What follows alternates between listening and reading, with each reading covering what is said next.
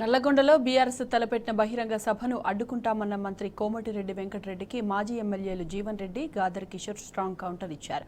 తెలంగాణ రైతులకు అన్యాయం చేస్తున్న కేంద్రంపై కేసీఆర్ యుద్ధం ప్రకటిస్తే కాంగ్రెస్ నేతలు కలిసి రావాల్సింది పోయి నోటికొచ్చినట్లు మాట్లాడుతున్నారని ఫైర్ అయ్యారు. కాంగ్రెస్ హైకమాండ్ మెడలు వంచి తెలంగాణ రాష్ట్రాన్ని సాధించిన కేసీఆర్ను అడ్డుకునే దమ్ము ఎవరికి లేదని తేల్చి చెప్పారు. ప్రజా వ్యతిరేక విధానాలు అవలంబిస్తున్న కాంగ్రెస్కు ప్రజలే బుద్ధి చెప్తారని హెచ్చరించారు.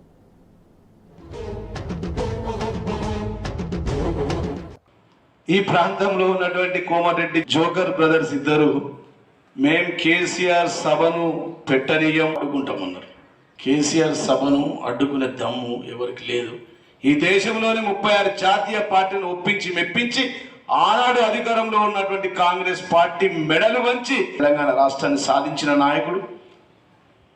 ఆ సాధించిన రాష్ట్రంలో ప్రతి ఎకరానికి నీళ్లు ఇవ్వాలన్న తపనతో ప్రతి నిమిషం ఎప్పుడు కూడా ఈ ప్రాంతాల్లో ఎవరిని అడుగుపెట్టారు ఇయ్యలే.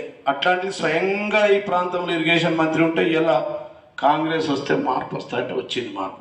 నల్గొండ జిల్లాలో నాగార్జున సాగర్ డ్యామ్ పైన కేంద్ర బలగాలు వచ్చినాయా? మా కిషోర్ ఎమ్మెల్యే ఉన్నప్పుడు, మా జగదీశ్వర్ రెడ్డి గారు మంత్రి ఉన్నప్పుడు, ఈ ప్రాంతంలో 12 మంది ఎమ్మెల్యేలు గెలిచినప్పుడు మొత్తం 5 ఏళ్ళ ఎంపీగా ఉంటే ఒక్కసారి కూడా రాని నువ్వు ఈ ప్రాంత ప్రయోజనాల గురించి నీకు ఏమెరికనయ్యా? కేసీఆర్ నీ సభ జరగనీయం బిడ్డ. కేసీఆర్ 3 ఫేజ్ల కరెంట్ ముట్టుకుంటే మాడి మషైపోతారని చెప్పి ఈ సందర్భంగా నేను కోమటిరెడ్డి వాళ్ళని హెచ్చరిస్తా ఉన్నా. నీకు దమ్ముంటే, నీకు చేతనైతే ప్రజల కోసం పనిచేయి.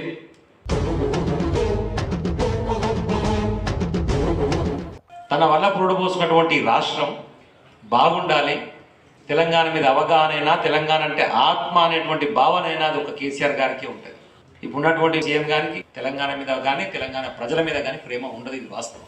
9 సంవత్సరాలు మా మెడ మీద కత్తి పెట్టి అప్పయప్పరా అని చెప్పేసి బెదిరిస్తే కూడా నీ ఇష్టం వచ్చింది చేసుకో, మా నిర్వహణ మేము చేసుకుంటాం, కేఆర్ఎం మీకు అప్పచెప్పమని చెప్పి కేసీఆర్ గారు తిరస్కరించి జరిగిన జనవరి 17వ తారీఖు నాడు మీటింగ్లో మీ గవర్నమెంట్లో ప్రస్తుతం పనిచేస్తున్నటువంటి ఈఎన్సీ గారికి సంతకం పెట్టవచ్చు.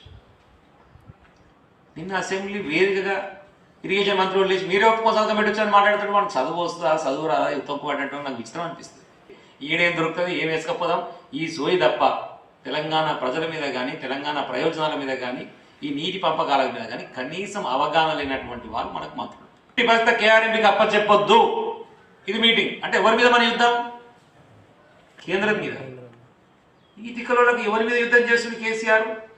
మరి రాష్ట్ర ప్రజలకు సంబంధించిన అంశం కదా. అయ్యో ప్రభుత్వం తరఫున కొట్లాడుతూ మేము కేసీఆర్ సపోర్ట్గా పోయి కలిసి మనం ఉమ్మడి శత్రువును ఎదుర్కోవాలనేటువంటి మినిమం సోయలేదు వీళ్ళకు. కేఆర్ఎం మీకు ఎందుకు ఇచ్చారు చెప్పండి అని చెప్పి దాని మీద సమాధానం ఇప్పటివరకు చెప్పడవాడు.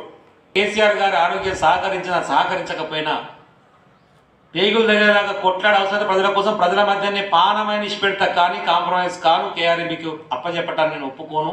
దాన్ని నిరసిస్తూ మనం కార్యక్రమాన్ని చేయాల్సిందే, నేనే వస్తా అని చెప్పేసి ఈ కార్యక్రమాన్ని తీసుకున్నాం. కార్యక్రమం ఏదైతే ఎల్లుండి జరగబోతుందో చెలో నల్గొండ పేరుతో దాన్ని దిగ్విజయం చేసుకుందామని చెప్పేసి అందరినీ కూడా మీ ద్వారా హృదయపూర్వకంగా విజ్ఞప్తి చేస్తాను.